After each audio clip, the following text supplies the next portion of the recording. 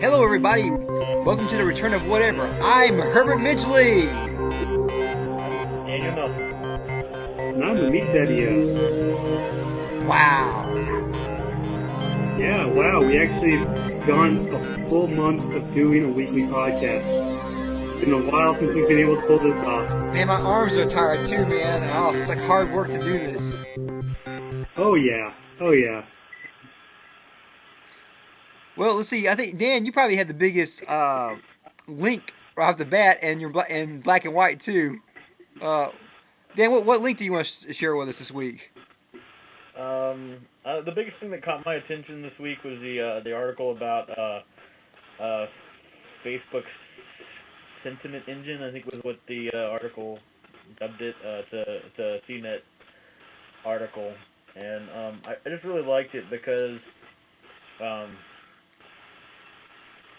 with the explosion of the popularity of Facebook and the amount of sort of like microblogging that's going on in it, and to some extent this would affect any microblogging site or any blogging site, but in this case, Facebook has apparently been capturing data and building sort of like statistics with like algorithms to pull like the general moods and emotional states of its user base. So, like all those like, Sunday mornings I'm so hungover kind of messages people post, like thousands and thousands of them. Well, they keep track of that, and they've got keywords they set up, and they pull it in, so they can kind of get a feel like, almost like you can chart it and see like, when people are happy, when they're sad, when they're depressed, when major things happen in the world, like, Obama got elected, people were, celebrating or whatever, or some people were like going, ooh, this sucks, and whatever. So they can keep track of these moods, and this really has like, kind of far-reaching implications for like, can they sell that data? What can they use that data for? Who are they going to sell it to? I don't know. I thought it was really interesting. What do you guys think? Me? Well, I think it's a very interesting idea. I wonder what kind of algorithms they're using to determine these trends, because really there are a lot of sites out there and lots of companies out there that do nothing but measure trends, especially around sales on the internet or sales in general. So the fact that they're trying to turn their site into have that additional model of, hey, I want to figure out what trends, what's making people happy or what's making people sad, and let's see how we can make use of it. That's kind of cool to me. I would love to look at working for them just to kind of be part of that, honestly.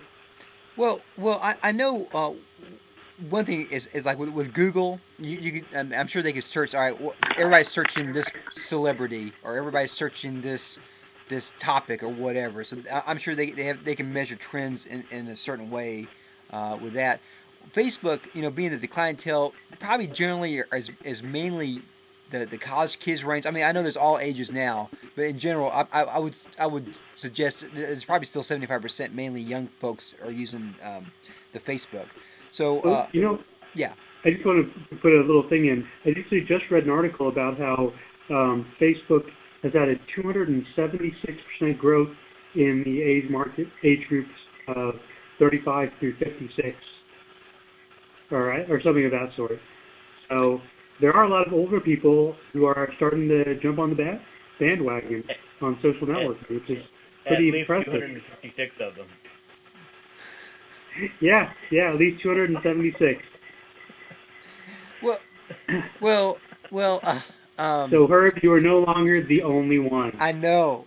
Well, one of the colleagues I happened to be talking to, he said he got a Facebook message from this girl he was engaged to like 25 years ago, and he told his wife about it, and his wife was like, "Well, did you delete her?" Well, I didn't. She never. I never invited her friend. Well, you still got the message?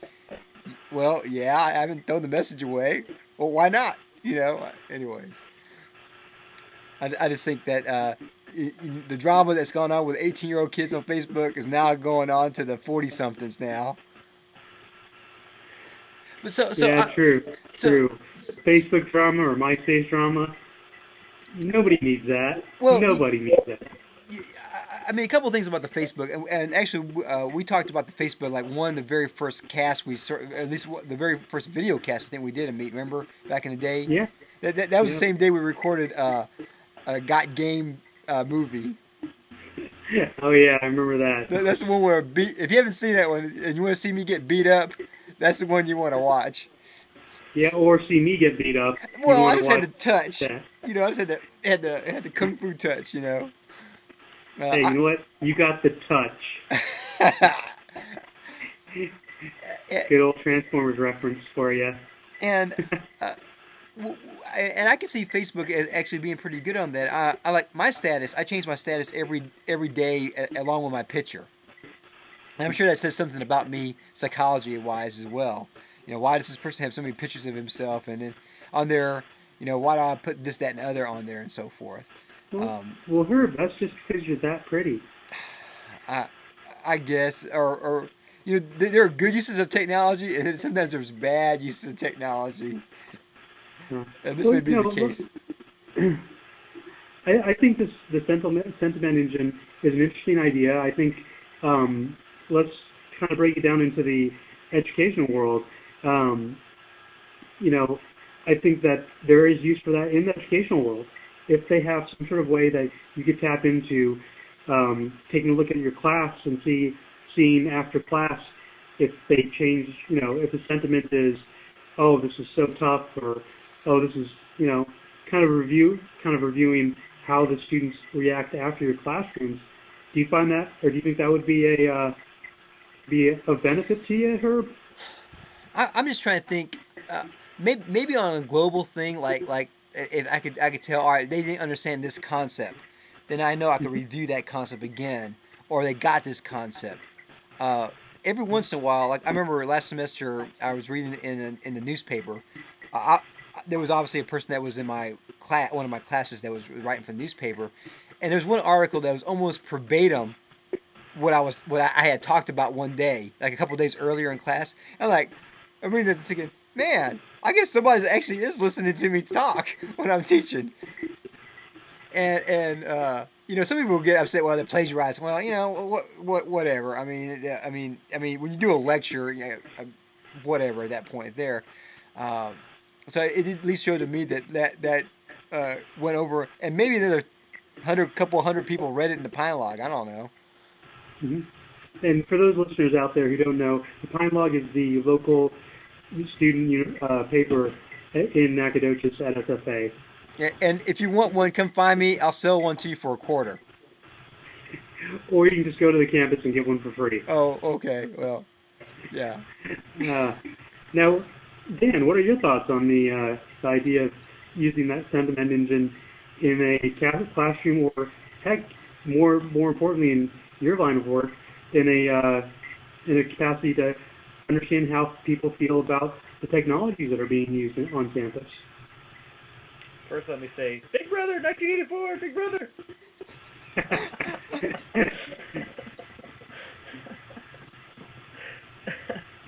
And I don't know. I don't really care what people think. Ah, okay.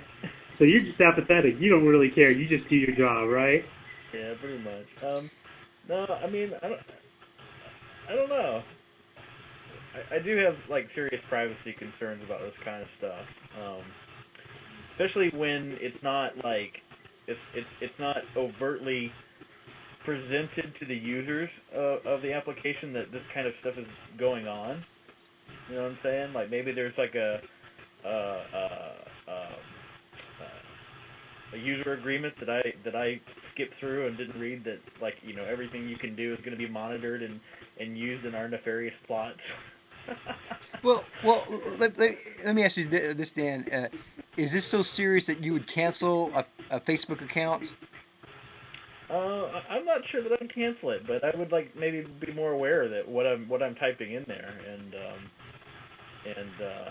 maybe let eh, and just be kind of aware of what I'm doing and what I'm typing in, because you're being listened to basically, and I sort of like know this anyway, because just as a systems administrator, you know that everything you do on a computer or online is being tracked somewhere, but you kind of assume maybe that it's just going into log files and it's not going to be used, where now like I actively know they are using this data. Every time you do a status update and you put any kind of mood stuff, they're pulling it, and contributing to this stuff.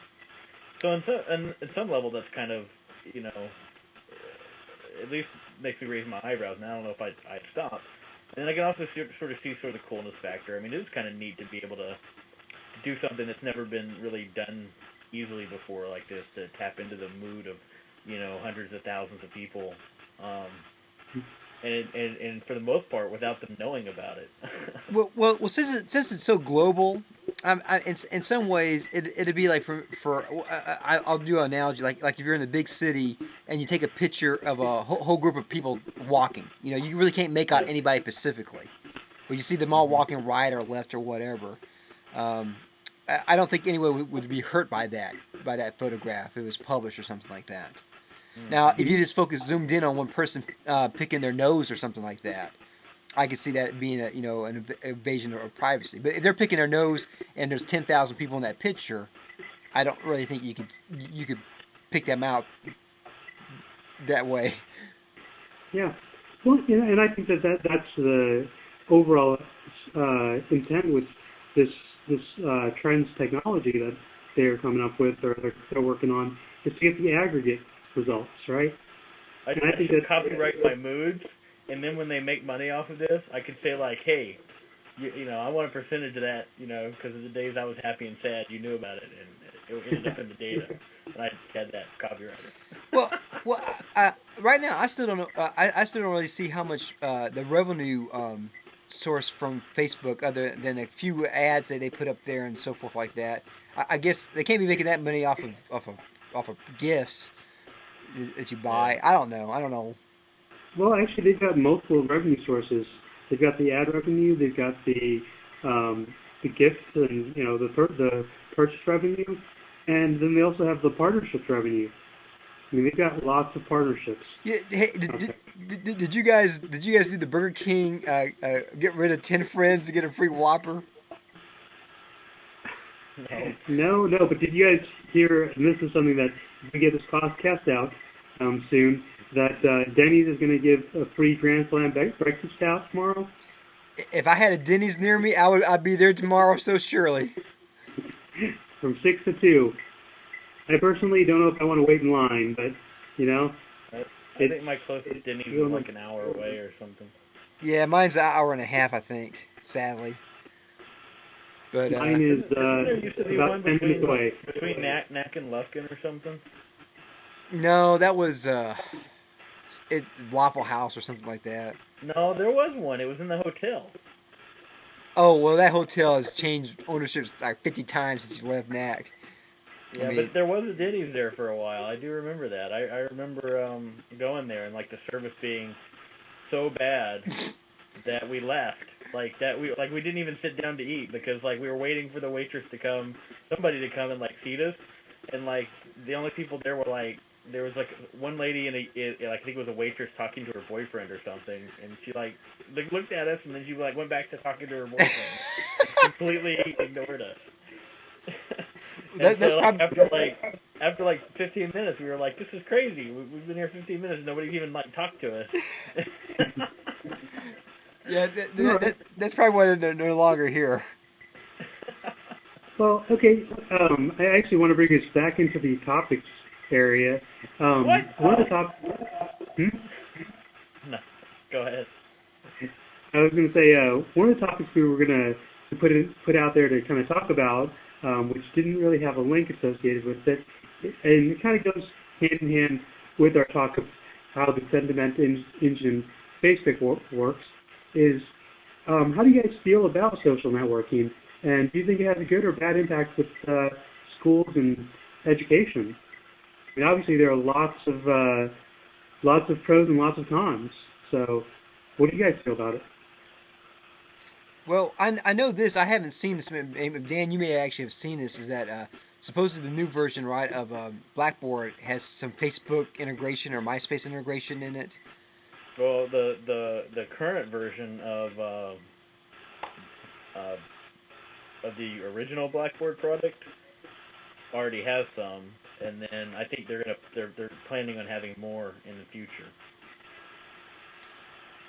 And we all know. I mean, I can tell you personally for sure that the kids are so on the Facebook. I mean, that's just the. It's like who doesn't have a Facebook, really? I mean, at this point, it's like who doesn't have a cell phone? And if it's an easier way that you can have communication, in some ways, maybe it's a better way to have communication with somebody than a traditional email or traditional phone call and whatnot. I'm all for that. Basically, the whole thing about this, I never forget this. Well, when I'm teaching, as a teacher, I'm there for one reason. I get a paycheck for one reason: is to teach kids, teach students that are there. And if if they're comfortable by using the Facebook, then great. And that's the way I can reach them, or that's the way they can reach me. I'm all for that.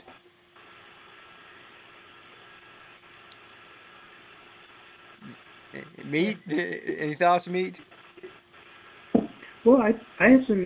I think that the social networks are good for some reasons because they do definitely keep everybody in touch in a simple, easy fashion that's non-obstructive, right? So that, let's say I've got a question that I want to ask you, Herb, but I don't want to. I mean, it's like email, right? I can shoot you an email, and you have the opportunity to answer it at any point, anytime you want to, right? Um, I think that's good. But I think that there's also, a dark, bad side, which is, the whole idea of cyberbullying, where people cyberbullying, cyberstalking, which people do, unfortunately, and I think that that's becoming more and more an issue. I'm actually going through Facebook right now, and I'm seeing that there are a lot of different applications out there for schools to use Facebook. And I'm sure that MySpace and what is the Orkut and the other social networks have the same thing. So I guess the fact that there are applications out there means that there is some demand to keep to get social networking into the schools. One of my teachers. He's about 74, something like that, years old. And I talked to him a little bit about that. He doesn't have Facebook. He does use email and that type of stuff. So he's not technology gone. I mean, he understands it. And basically, I talked to him a little bit about cell phones and these social networks. He says, in his opinion, because he's been teaching 40 years, so I'm gonna listen to somebody who's been teaching 4 decades. And in his opinion, he basically says that he really feels that young people today are just really lonely. That's why they're Hmm. text messaging. That's why they're constantly on the phone, and so forth. And he keeps talking about back in his day, before you had that. Well, if you wanted to go talk to somebody, or you felt lonely, you had to go find somebody to talk to. You had to go out to, someone's house or something like that. You couldn't just call somebody up and Hmm. or text message somebody. And today on the Facebook, you can poke people, put pictures, make comments. Like the thing that's viral on Facebook right now, and I so far I refuse to fall into it, is the 25 things about yourself. Yeah. I think I know most of my friends have refused to do that, and I am one of them because those people who really care to know 25 things about myself, I actually would tell 25 things about myself. And as we said back in our earliest podcasts, whatever you put on the internet is like putting on a billboard. Everybody can see it. Yeah, I made a joke post saying the anti 25 things, and then one person that happened to be my music stand partner for violin back in the day actually posted in there. I was your stand partner back in the day, And now that's out there in the pub. Now everybody knows it. True that, true that. Actually, I just stumbled upon one application when I was going through the applications on Facebook that actually sounds like a pretty good one for students, and that is Books on Campus. Pretty much a way you can sell your used textbooks to other students on your campus for free, which I remember back when I was in school, we would have, or at SFA, they had a bulletin board. Yes. Well, not many people use the bulletin board, unfortunately. And I purchased a couple books through there, but I actually found a website called sfabooks.com, which kind of fits that need. But I think that having this application kind of is less obtrusive because it's already part of your daily routine, right? Yeah. Well, you know what? On campus, I don't even think there isn't even that bulletin board anymore. No, okay. There's sort of one, but not like remember you had like 3 by 5 cards. Yeah. I think there's one you can kind of put posters up on. But yeah, I remember I used to go back there. Actually, I posted on there one time. I need. Oh, Dan logged out. Looks like Dan just got kicked. All right, So we're gonna get Dan let's back in a and second. pause for a commercial break. All right, here's Dan. Let's get Dan back on. All right. And I'll keep talking while that's going on. Uh, I put on there, hey, I need the Star Wars videotapes. That's how long back it was. They didn't have the DVDs at the time, and I put an ad on there for that. Mm-hmm. Hey, Dan. Well, I remember I actually used that bulletin board system, or that bulletin board, not bulletin board system, that bulletin board to find my first place, or my first and only place to live in Nacogdoches. That house that I lived in, they just had a posting saying, "Hey, I need a roommate," and I was like, and I just met the guy, and next thing I know, I got a place to live. Paid really cheap rent for a really interesting house. Is that the one that burnt down? Yep. But Yep. that was long after you were gone, though. Yeah, yes. For all you listeners out there, I am not a pyromaniac. Though I may have an ex-girlfriend that likes to start fires, because every time I leave a place, it gets burned down, I think. I think it's just the places you pick to live at. I don't know.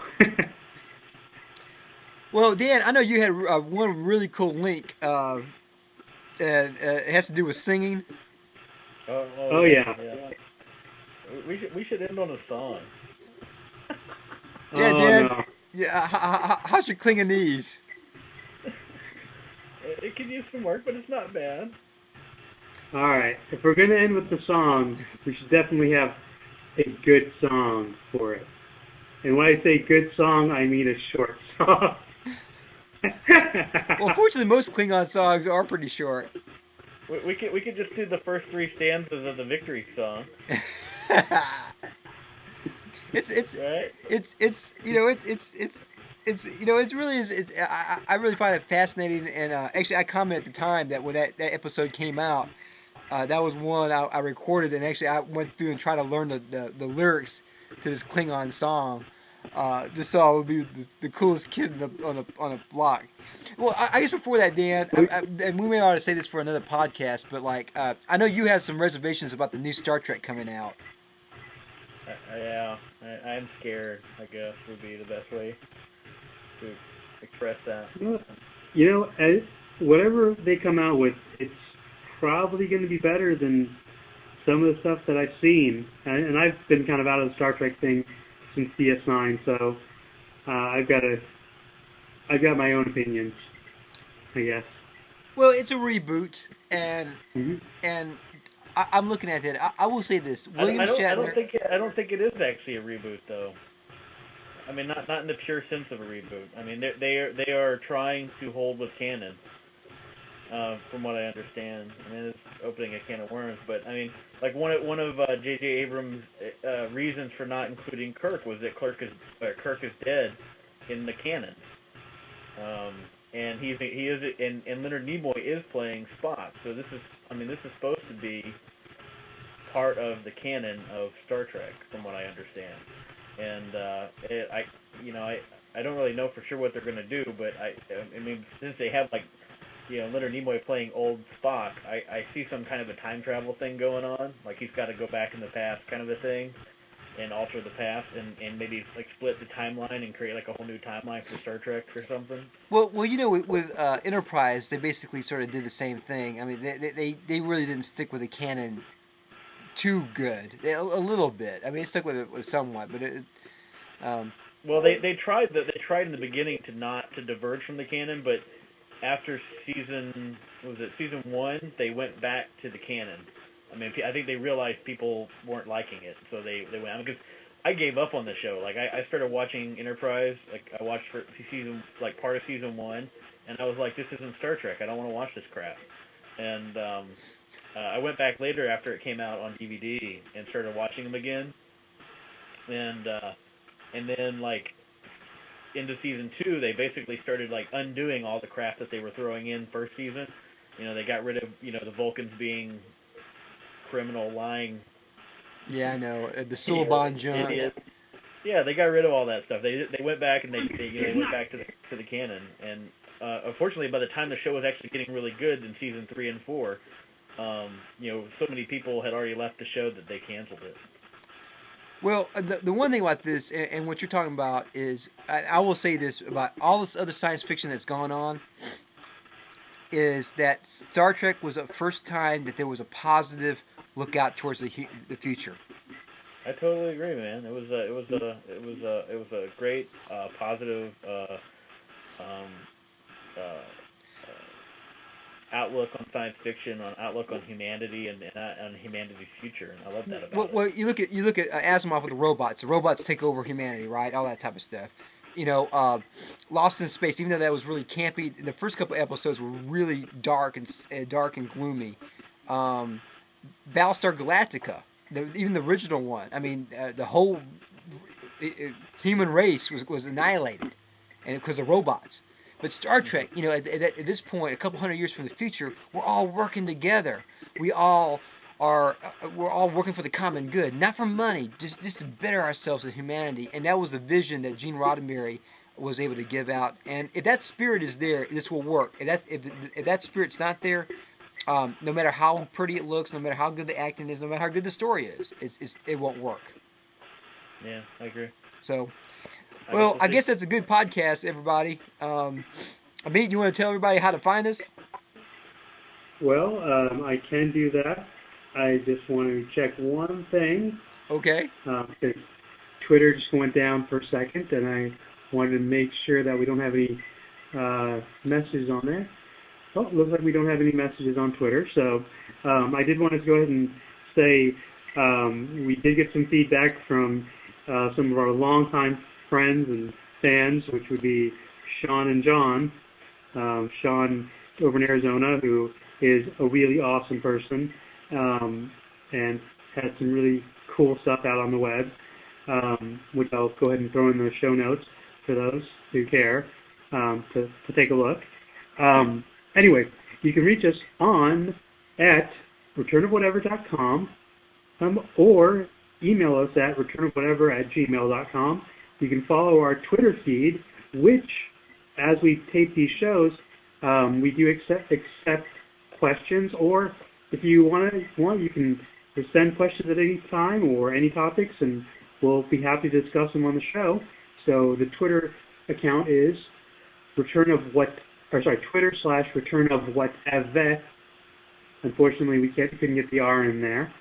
We also have a Facebook group, which has 6 members right now, but hopefully we'll have more soon. Just getting back into it. And let me think, do we have any other points of contact on here? Also, we have our returnofwhatever.extender.com, which just keeps all of our links in one place.